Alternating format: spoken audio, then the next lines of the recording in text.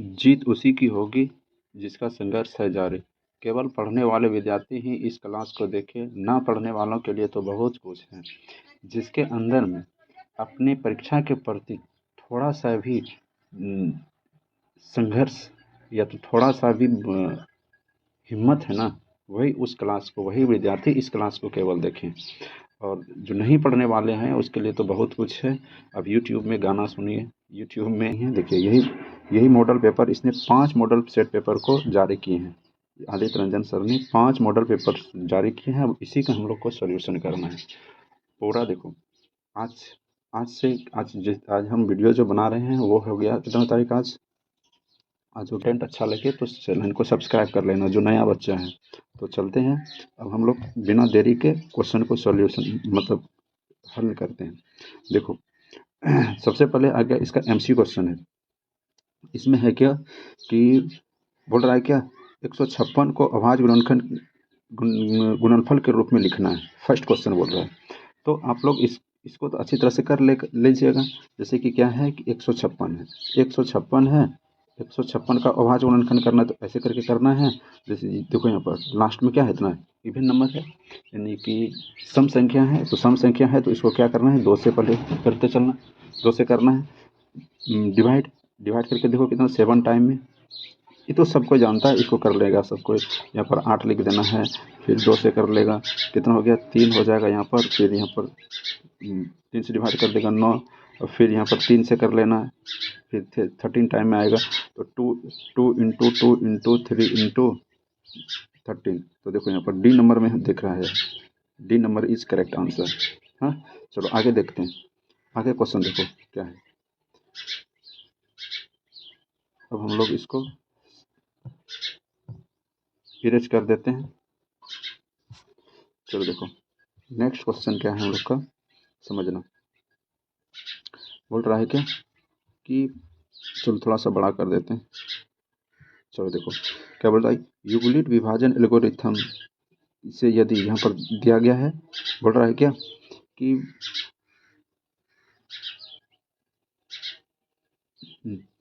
चलो तो इसमें कौन तो करेक्ट आंसर है। तो देख लो यहाँ पर, समझना। यहाँ पर देखो विभाज्यता का रूल में क्या होता है।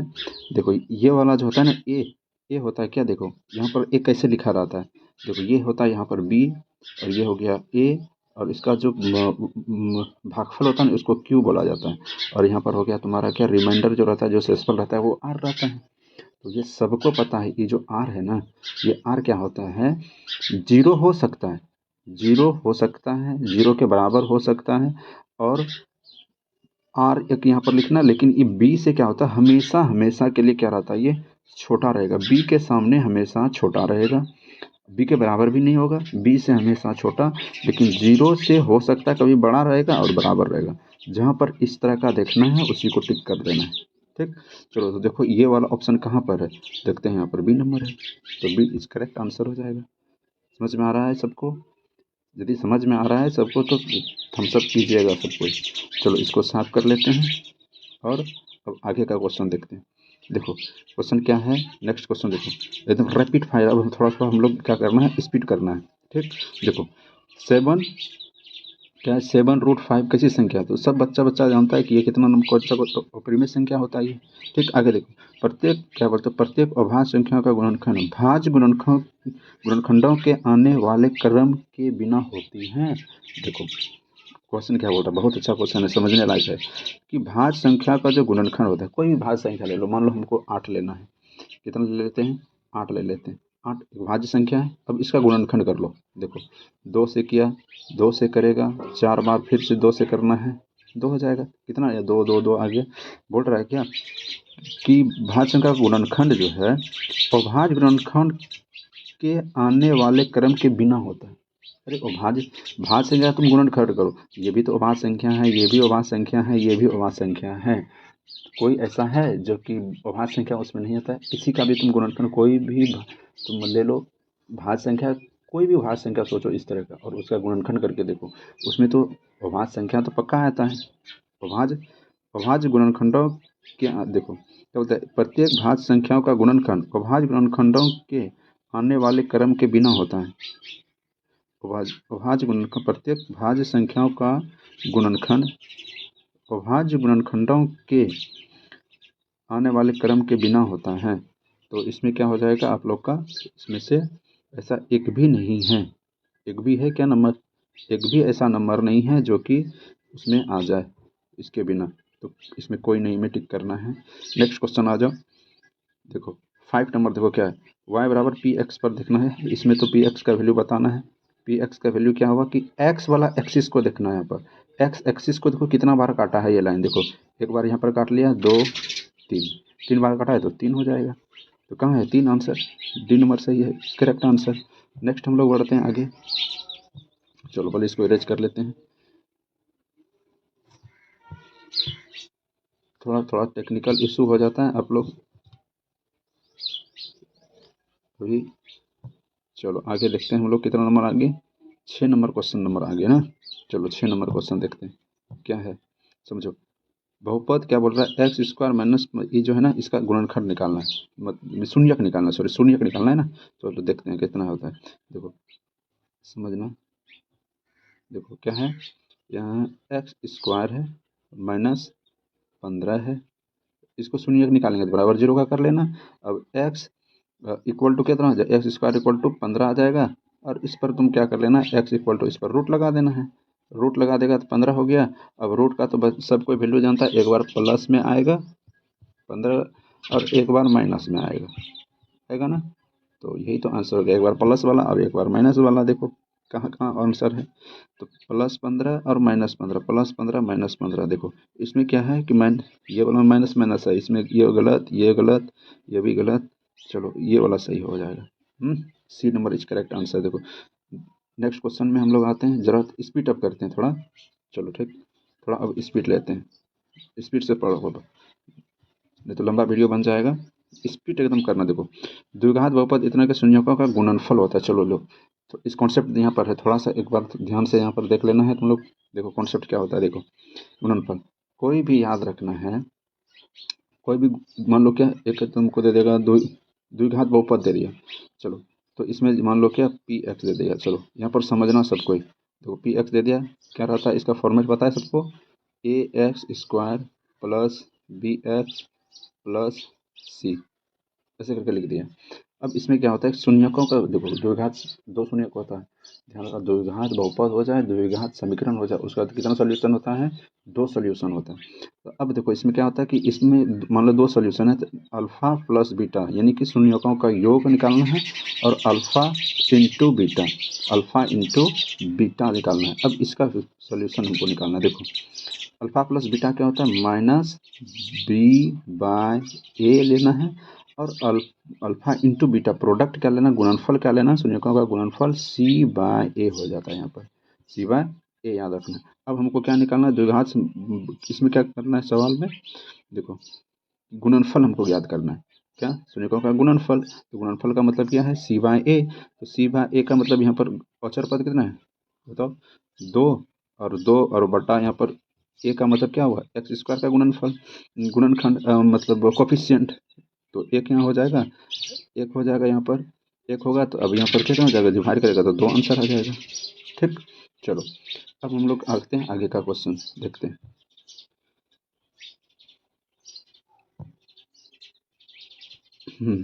चलो हम लोग अब आगे 8 नंबर क्वेश्चन में चलो देखते हैं। 8 नंबर क्वेश्चन क्या है समझना है यहाँ पे। देखो रैखिक समीकरण, 8 नंबर क्वेश्चन है कि रैखिक समीकरण दिया गया है, यहाँ पर बोल रहा है क्या बराबर नहीं है तो कथन बताओ। बताओ देखो यहाँ पर अब थोड़ा सा समझना। देख क्वेश्चन क्या है कि A1 by A2 not equal to B1 by B2, ऐसे हो गया। 3 कॉन्सेप्ट यहाँ पर बनता है, तीनों कॉन्सेप्ट ध्यान से सुनना है सब कोई, तीनों क्वेश्चन को एकदम बढ़िया से 3 कॉन्सेप्ट रहता है यहाँ पर। एक बार ये ऐसे रहता है, एक हो गया क्या कि A1 by A2 equal to B1 by B2 और not equal to C1 by C2, C1 by C2। तो ध्यान रखना। अब एक और होता है इसमें क्या कि ये सारा इक्वल इक्वल होगा उसमें। देखो इसमें क्या होता है कि केवल एक हल होगा, केवल एक हल होगा। हाँ इसमें क्या होता है, ये वाला का कोई हल नहीं, कोई हल नहीं, कोई हल नहीं, कोई नहीं, कोई हल नहीं होगा इसमें। तो एक हल देखो, ये वाला तो दिया था यहाँ पर देखो, तो एक हल में केवल एक हल देना है, तो केवल यहाँ पर दिया है अद्वितीय हल। हाँ, ये अनेक हल होगा, गलत हो गया, कोई हल नहीं गलत होगा, दो हल होगा, ये गलत, ये गलत, ये भी गलत। आंसर करेक्ट आंसर कितना होगा, ये नंबर सही होगा। समझ में आ रहा है सबको? चलो आगे और हम लोग क्वेश्चन करते हैं। चलो देखो नेक्स्ट क्वेश्चन समझना है हम लोग को, क्या है देखो 9 नंबर आ जाओ। 9 नंबर में क्या है, इसका हल बताना है। देखो एकदम बेजोड़ सा एक कॉन्सेप्ट सीखेगा तुम लोग, यहाँ पर ध्यान देना, बिल्कुल नया कॉन्सेप्ट सीखेगा। देखो यहाँ पर क्या है, देखो X plus Y equal to 14 दिया है ना, और फिर X minus Y equal to दिया है 4। चलो हम लोग इसको सॉल्यूशन करेंगे, बिल्कुल एकदम लेटेस्ट तरीका बताएंगे, समझना है। देखो इसमें क्या करना पड़ता है, देखो यदि हमको क्या निकालना है, एक्स का वैल्यू निकालना है ना, देखो एक्स का वैल्यू निकालना है, दोनों में जोड़ देना। देखो इसमें जोड़ का है, इसमें जोड़ का है, तो देखो ऐसे करना, देखो 2x इक्वल टू, इसमें जोड़ वाला है ना, ये जोड़ वाला है, तो इस दोनों को जोड़ दो, कितना हो गया 18, 18 हो गया। और x बराबर तब कितना हो जाएगा, इसको कटा देंगे 9, x बराबर 9। अब हमको y बराबर निकालना है। देखो y में देखो x बराबर 9 है, तो x बराबर 9 तो कहाँ कहाँ है, इसमें तो x बराबर 9 नहीं है, खत्म कर दो, इसमें भी x बराबर 9 नहीं है, खत्म कर दो। अब बचा कौन, ये वाला बचा है। अब 9 का वैल्यू कहीं पर रख दो, या तो फिर y का वैल्यू निकालने के लिए क्या करना है, देखो करना क्या है, इसमें घटा दो, 10 हो जाएगा, इसका 10 हो गया, और बटा 2 कर दो, कटाएगा 5 आएगा, तो 9 और 5 हो जाएगा। इसमें 9 और 5 करेक्ट आंसर करना है। समझ में आ रहा है सबको? चलो नेक्स्ट क्वेश्चन देखो आगे। चलो 10 नंबर क्वेश्चन में आगे हम लोग, अब क्वेश्चन क्या बोल रहा है कि रैखिक समीकरण युग्म असंगत हैं तो आलेख की रेखाएं होगी। देखो असंगत में क्या होता है, समांतर, याद रखना है। असंगत वाला में क्या हो जाएगा, समांतर होगा। असंगत वाला में क्या, समांतर। तो समांतर कहाँ है, ए नंबर में टिक करना है। असंगत 3 तरह का होता है, एक तो ये हो गया, और एक होता है समपाती। समपाती मतलब इसी में रहेगा, यही वाला में रहेगा, समपाती इसको बोलेंगे। तो देखो ये वाला क्या क्या होता है, असंगत, इसमें याद रखना है, असंगत इसको बोलते हैं, असंगत। और इसमें बोलता है क्या, संगत बोलना है, इसको क्या बोलना है, संगत बोलना है, इसमें भी संगत रहता है। और एक बात याद रखना है, क्या इसमें कोई हल नहीं, इसमें एक हल, एक हल। इस तरह का यदि हो गया मतलब क्या है, इसको संपाती बोलते हैं ना, संगत, इसका अनेक हल होता है, इसमें अनेक हल याद रखना है इसमें। हाँ, कोई भी क्वेश्चन आ सकता है इसमें। तो देखो है एक क्वेश्चन, लेकिन 3 क्वेश्चन का यहाँ पर जवाब हो गया। समझ में आ गया? चलो आगे देखते हैं। अब हम लोग 11 नंबर में आ गए, क्वेश्चन नंबर 11। 11 में देखो क्या बोलता है कि द्विघात समीकरण कौन है। इसमें देखो द्विघात समीकरण पकड़ने का सबसे आसान तरीका, देखो यहाँ पर मान लो क्या, तुम ए नंबर में देखो एक्स से मल्टीप्लाई करेगा, तो इसमें एक्स स्क्वायर तो आएगा ही। अब एक्स स्क्वायर तो ये वाला कटा देगा, ये वाला एक्स स्क्वायर, और यहाँ से होगा तो कटे खत्म हो जाएगा। फिर यहाँ पर भी तुम्हारा यदि फॉर्मूला लिखेगा तो एक्स स्क्वायर यहाँ पर भी आएगा, और ये वाला भी यहाँ इधर भी एक्स स्क्वायर, तो ये वाला भी खत्म हो जाएगा। अब हुआ क्या यहाँ पर, देखो ये वाला में क्या होता है कि यहाँ पर एक्स स्क्वायर तो यहाँ से तो बनेगा, फॉर्मूला में ये वाला से एक्स स्क्वायर बनेगा, लेकिन इधर एक्स स्क्वायर है नहीं है, तो नहीं है तो ध्यान रखना, तब इसी में ये एक्स स्क्वायर रहेगा। और द्विघात समीकरण का मतलब क्या है कि एक्स स्क्वायर ही रहना चाहिए, तो इसमें C number is correct answer हो जाएगा। सी नंबर क्या हो जाएगा, इसका करेक्ट आंसर हो जाएगा। चलो नेक्स्ट क्वेश्चन देखते हैं, 12 नंबर। द्विघात समीकरण दिया गया है कि मूल के वास्तविक एवं असमान या तो भिन्न हो, तो अब बताओ असमान है यानी कि कहने का मतलब भिन्न है, तो इसका डिस्क्रिमिनेंट होता है। तो 3 पॉइंट याद रख लेना यहाँ पर। चलो देखते हैं क्या है 3 पॉइंट, वो समझो। यदि डिस्क्रिमिनेंट बराबर फॉर्मूला तो पहले जानता है, डी। देखो कभी भी मूल की प्राकृतिक, द्विघात समीकरण में मूल का प्राकृतिक निकालना हो, प्रकृति निकालना हो, तो उसमें विवेचक जिसको बोलते हैं डिस्क्रिमिनेंट, विवेचक निकाल लेना भाई। और विवेचक कैसा होता है, देखो डी बराबर क्या होता है, बी स्क्वायर माइनस 4ac निकालना, इस पर वैल्यू निकाल लेना है पहले। अब बी तो सबको पता हो जाता है कि एक्स का कोफिशिएंट होता है, एक्स का गुणांक है, ए है क्या एक्स स्क्वायर का गुणांक, और सी क्या है कांस्टेंट टर्म है, ये तो सबको पता है ना। चलो देखो अब इसमें ध्यान रखना डी का वैल्यू कैसे कैसे रहेगा। कभी क्या होगा कि डी का वैल्यू ना 0 के बराबर आएगा, डी का वैल्यू क्या होगा, कभी कभी 0 से बड़ा आएगा, और कभी क्या होगा माइनस में आ गया ना, माइनस में हो गया तो डी का वैल्यू क्या हो जाता है, कभी कभी 0 से छोटा हो जाएगा, ये ध्यान रखना है। यदि 0, देखो डी का वैल्यू 0 का बराबर हो गया तो समझ जाना है कि उसका जो मूल्य है ना, मूल्य क्या होगा, बराबर मूल्य होगा, दो गो मूल्य होगा लेकिन बराबर मूल्य होगा। इसमें ध्यान रखना है बराबर का कॉन्सेप्ट, बराबर ध्यान रखना इसमें। फिर क्या याद रखना, ये वाला में देखो यदि जीरो जीरो से उसका डिस्क्रिमिनेंट बड़ा है तो मूल आएगा लेकिन असमान होगा, दो मूल होगा लेकिन अलग अलग होगा, तो यही तो पूछ रहा है ना हमको। और इसमें तो मूल्य आएगा ही नहीं, नहीं निकलेगा, इसका मूल्य ही नहीं होगा, इसमें होगा लेकिन असमान होगा, असमान आएगा इसमें। चलो इसका याद रखना है। तो हमको तो ये वाला ढूंढना है, कहाँ पर है, डी से छोटा। तो देखो सी नंबर, समझ में आया, जीरो से जीरो क्या हो जाएगा, डी से, तो गलत हो गया ना, ये गलत हो गया, ये गलत है, ये भी गलत है, ये भी गलत है। चलो तो इसमें कौन सा हो जाएगा, असमान। अच्छा अच्छा अच्छा, sorry sorry sorry sorry sorry sorry sorry, देखो वास्तविक असमान है ना, तो ये हो जाएगा तुम्हारा, चलो सी नंबर ही करेक्ट आंसर है, C number is correct answer हो जाएगा। इसमें तो हल ही नहीं आएगा, इसमें तो हल ही नहीं निकलेगा, इसका हल नहीं होगा, इसका दो हल होगा, इसमें भी हल आएगा लेकिन ये वाला में हल नहीं होगा, ये वाला में हल नहीं आएगा, मतलब हल आएगा, सॉरी तो हल आएगा लेकिन अलग अलग होगा ना, भिन्न अलग अलग निकालना है। चलो समझ में आ गया। चलो अब डिस्क्रिमिनेंट का फॉर्मूला बताना, इसमें अभी बता दिया, बी स्क्वायर माइनस फोर ए सी, ये नंबर सही होगा यदि विवेचक डी, देखो यहाँ पर समझो, डी के सामने, जीरो के सामने क्या है, वो छोटा हो गया, जीरो से भी छोटा है यानी कि माइनस हो गया डिस्क्रिमिनेंट, यदि माइनस हो गया तो कोई हल आएगा, तो नहीं आएगा, बोलता है काल्पनिक है, वास्तविक समान, वास्तविक इनमें से कोई नहीं, क्या होगा, वास्तविक सब तो हटा दो, ये भी हटा दो, ये भी हटा दो, अब इनमें से कोई नहीं, इनमें से कोई नहीं में करना है। चलो अब देखो इनमें एपी है, कौन तो एपी है ये पता करना है तुमको, एपी समझता है जिसका क्या होता है कॉमन डिफरेंस, जैसे सार्व अंतर क्या होना चाहिए, बराबर होना चाहिए। तो चलते हैं इसको पहले साफ कर लेते हैं हम लोग पहले। चलो अब हम लोग देखते हैं क्वेश्चन नंबर कितना आगे, देखो 15 में आगे हम लोग, है ना, क्वेश्चन नंबर 15 में आगे। देखो 15 समझो क्या है, इसमें एपी पहचानना कि एपी कौन है, एपी पहचाना, देखो एपी में सार्व अंतर बराबर होना चाहिए ना, बराबर होना चाहिए, तो यहाँ पर देखो इसमें पीछे से हमेशा माइनस करते जाओ, देखो ऐसे करके पीछे से माइनस करना, देखो चार में, पहले चार में माइनस दो करो, कितना बचा दो, आठ में माइनस चार करो तो कितना बचा चार, तो आ नहीं रहा है बराबर, तो इसको हटा दो, ये तो होगा नहीं। इसमें आ जाओ, देखो क्या रहा है कि डी वन पहले निकालो, देखो डी वन निकालते तो कितना हो जाता है, देखो माइनस माइनस एक और माइनस एक, कितना हो गया माइनस दो।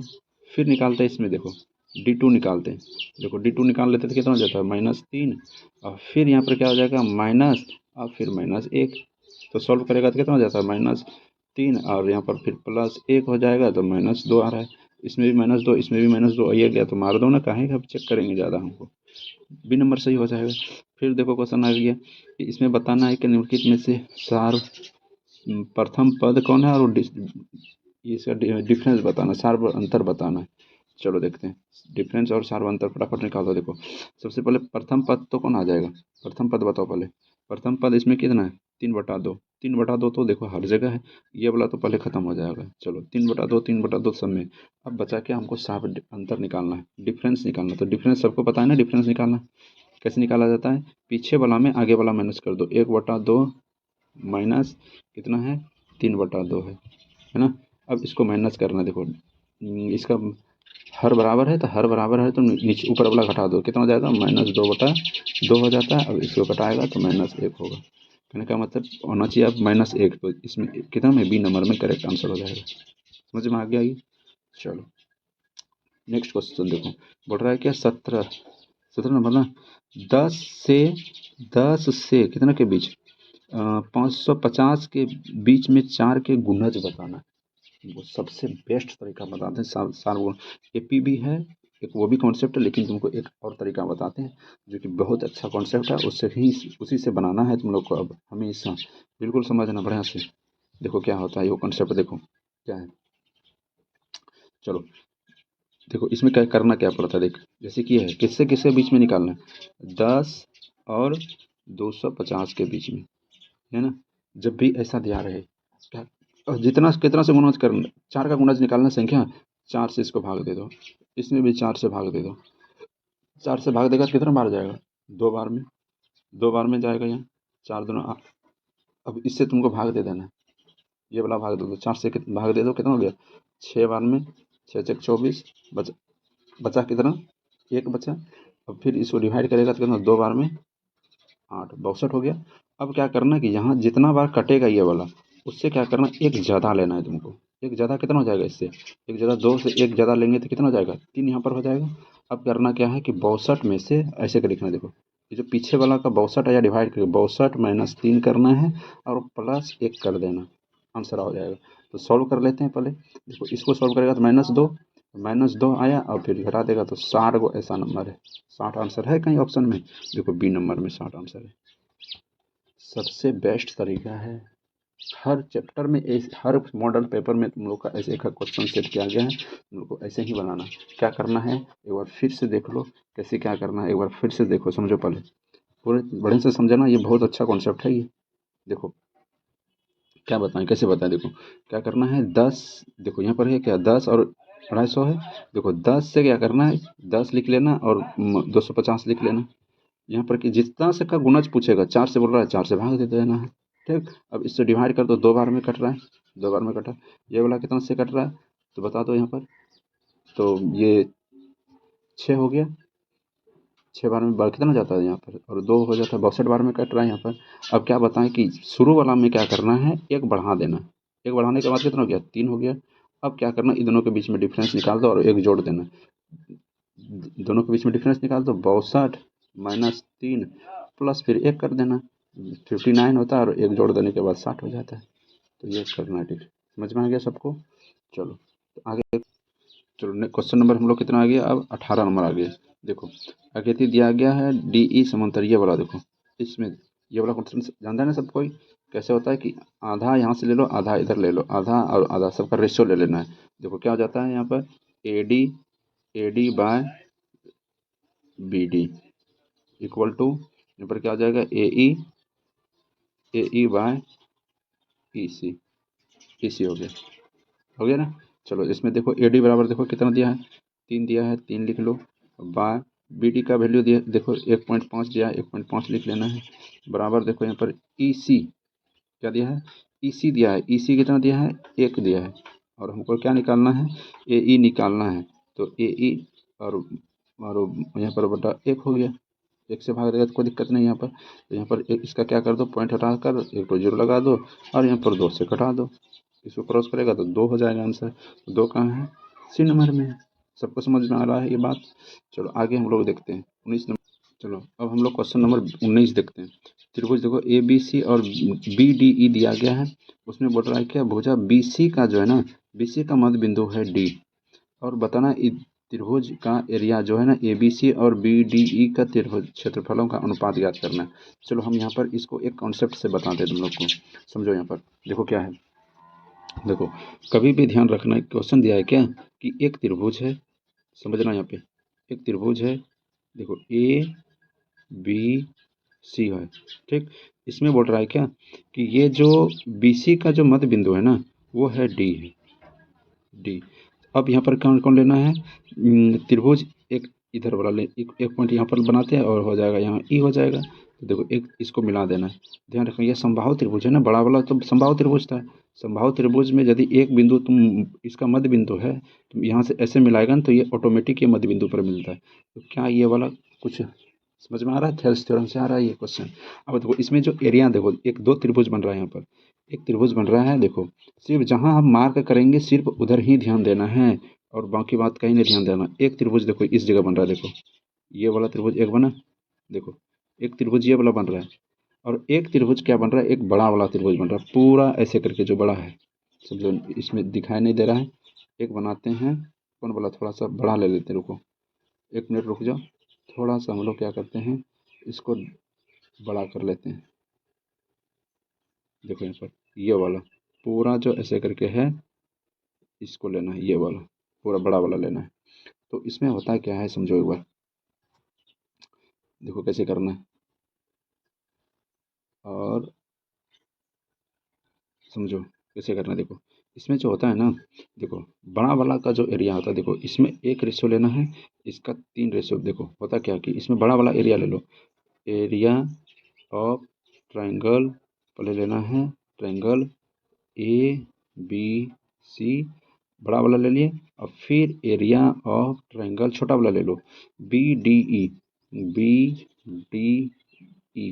इसका जो रेशियो होता है ना, वो होता है क्या कि 4:4:1 में लेना है। क्या हो जाएगा, एरिया का अनुपात कितना हो जाएगा, 4:1 में ये हो जाता है इसका। तो ये ध्यान रखना है, 4:1 में डिवाइड होगा, 4:1 में डिवाइड होता है, एरिया कितना हो जाएगा, 4:1 होता है इसका, ये ध्यान रखना, 4:1। तो इसका 4, और ये जो इसमें ये इतना सा दिख रहा है, ये 3 होता है, 3 1 और पूरा तब कितना हो जाएगा, 4 हो जाएगा। तो ये ध्यान रखना है, और इस पर क्वेश्चन भी बनता है, तो ध्यान रखना है इसको। तो चलते हैं हम लोग अब क्वेश्चन पर, क्या इतना है, देखो क्वेश्चन क्या है, तो ये 19 नंबर था। हाँ, तो हम लोग अब देखते हैं इसका आंसर कितना है। देखो 4:1 में होगा आंसर, देखो है कहाँ पर है, C नंबर आंसर हम लोग का है, 4:1। कितना नंबर में, C नंबर में है, 4:1 हो जाएगा।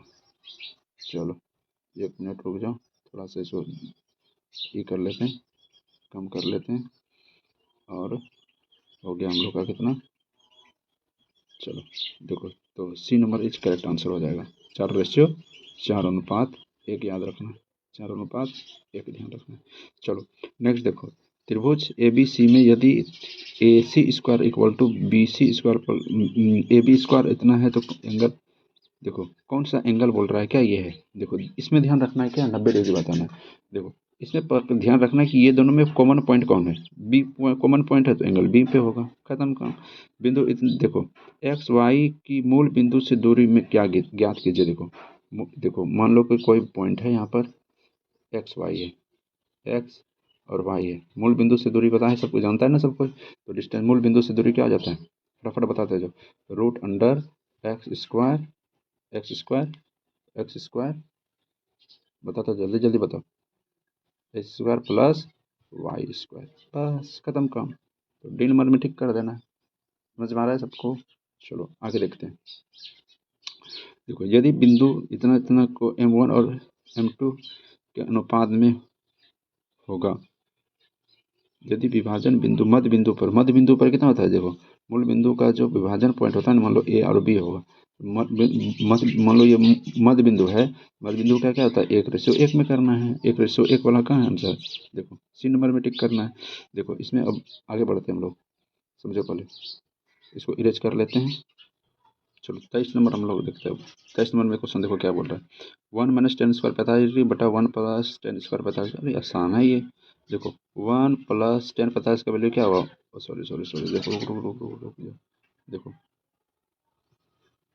समझो पहले क्या है, 1 - tan 45 का वैल्यू 1 का स्क्वायर 1 और बटा, और फिर 1 + 1 का स्क्वायर 1, तो यहाँ पर कटाया गया तो 0 हो गया ना, जब 0 हो गया तो खत्म हो गया, तो 0 आंसर होना चाहिए, 0 में डी नंबर टिक करना है, समझ गया। चलो 24 नंबर देखते हैं फटाफट, अब स्पीड करते हैं हम लोग। देखो 24 नंबर कैसे करेगा, समझो पहले। नेक्स्ट क्वेश्चन देखो 24 नंबर क्या है, 25 तक आज करते हैं, तब आगे फिर नेक्स्ट क्लास में फिर बताएंगे। अच्छा हम लोग 25 तक कर लेते हैं, ठीक।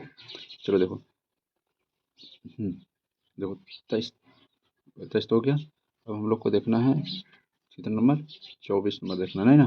देखो क्या है, साइन 18 डिग्री है पहले, अब बाय कितना दिया है, कॉस 72 डिग्री। तो ये तो पता है कैसे करना है इसका, बता दो जो। देखो इसमें जो होता है ना, ये जो 18 डिग्री आया है, ध्यान रखना कि ये बना कैसे होगा, सबसे पहले ये ध्यान रखो, समझा। इसमें क्या करना है, देखो इसको ना 18 डिग्री जो है, 18 डिग्री यदि यहाँ पर देखो, समझो पहले कितना बड़े, एक समझने लायक है यहाँ। देखो क्या तुम इसको ऐसे कर सकते हैं, साइन 90 डिग्री और -72 डिग्री कर दें तो कोई दिक्कत, अरे यहाँ से भी तो 18 बन रहा है ना, तो और यहाँ पर क्या कर लेना है, कॉस 72 डिग्री, ध्यान रखना है। अब यहाँ पर क्या करना है कि तुमको ये वाला साइन वाला जो है ना, साइन 90 डिग्री माइनस थीटा हो जाएगा, कॉस थीटा, cos 72 डिग्री, तो ये वाला कट के कितना हो जाएगा, एक आंसर आएगा। तो आंसर कितना हो जाएगा तुम्हारा, एक आंसर करना है, ठीक। चलो आगे देखते हैं हम लोग, इसका एक शॉर्ट ट्रिक भी है, शॉर्ट ट्रिक अभी सीख लो पहले, इसके बाद बताते हैं शॉर्ट ट्रिक भी क्या है। देखो यहाँ पर क्या है, समझना, देखो यदि टेन ए बराबर कितना है, टेन थीटा दिया है, टेन देखो टेन ए का वैल्यू दिया है, टेन ए का वैल्यू कितना दिया है 4y3 दिया हुआ है। तो हमको निकालना साइन ए का वैल्यू निकालना। तो टेन बराबर क्या होता है पी बाय बी होता है। पी रेशियो दिया है 4 हो गया और बी का रेशियो 3 दिया है। तो 3 4 5 ट्रिपलेट याद है, 3 4 5 होता है। ये हो जाएगा हाइपोटेनस जिसको बोलते हैं, एच होता है ये। चलो हमको साइन का वैल्यू निकालना है। साइन ध्यान रखना कितना हो जाएगा, साइन के बता दो फटाफट, पी बाय एच होता है ना। तो पी कितना हो गया देखो 4, 4/5 हो जाएगा आंसर। 4/5 कहाँ है, 4/5। B number is correct answer. तो चैनल को सब्सक्राइब कर देना जो नया बच्चा है, और यदि वीडियो अच्छा लगा है तो लाइक भी करना है और कमेंट भी करना है। कहाँ पर दिक्कत है वो भी बताना है कि ये हमको दिक्कत हो रहा है, इस चैप्टर में दिक्कत हो रहा है। तो वीडियो आप लोग के सामने आएगा और बिल्कुल एकदम सिंपल वे में आएगा। थैंक यू, मेहनत करो। अब बाकी का क्वेश्चन नेक्स्ट वीडियो में आएगा। आज 25 क्वेश्चन किए ना हम लोग, कल फिर करेंगे थोड़ा बहुत क्वेश्चन, फिर करेंगे, फिर यानी कि ये नेक्स्ट मतलब हर वीडियो में आपको क्वेश्चन मिलते जाएगा। और पूरा इसको 5 सेट है, पाँचों सेट का सोल्यूशन रहेगा आप लोग के सामने।